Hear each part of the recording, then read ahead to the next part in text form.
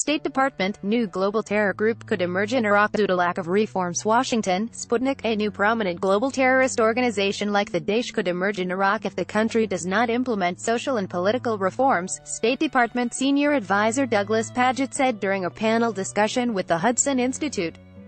In Washington, D.C. on Friday, "We've certainly beaten them, the Islamic State, back and defeated them militarily, but again the political conditions, social conditions, the cultural conditions, the lack of reconciliation, the lack of accountability. Criminal accountability is an extraordinarily important issue, but criminal accountability alone does not give us communities that can live with one another," Paget said. "This is an issue that has to be dealt with as well. ISIS, Daesh may be gone, but something like ISIS, Daesh can come back." Paget also emphasized that while progress has been made in eliminating the Daesh from Iraq, the terror organization remains active globally.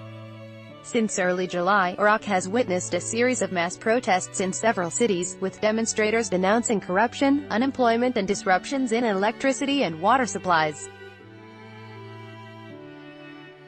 According to local authorities, some cells of the Daesh organization remain active in Iraq, despite the fact the country's leaders declared the end of the war against Daesh in December.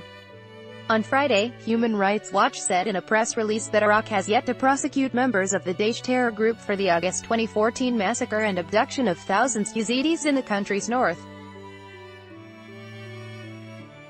While Iraq's judges have been charging thousands of ISIS, Islamic State, suspects, according to over a dozen lawyers and judges involved in the trials of ISIS, Daesh suspects, there are almost no known trials specifically for crimes committed against Yazidis, the release stated.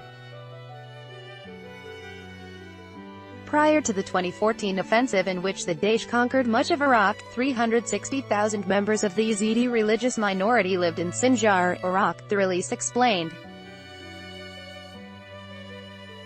Today, at least 90% of the Yazidi population remains displaced, after fleeing a Daesh onslaught that killed between 2,000 and 5,500 Yazidis, the release noted. Additionally, Daesh fighters abducted an estimated 6,300 Yazidis, forcing women and girls into a system of organized rape and sexual slavery, according to the release. The release faulted Iraqi officials for prosecuting Daesh captives under a vaguely worded counterterrorism law and relying on confessions instead of investigating specific crimes such as the Yazidi pogrom.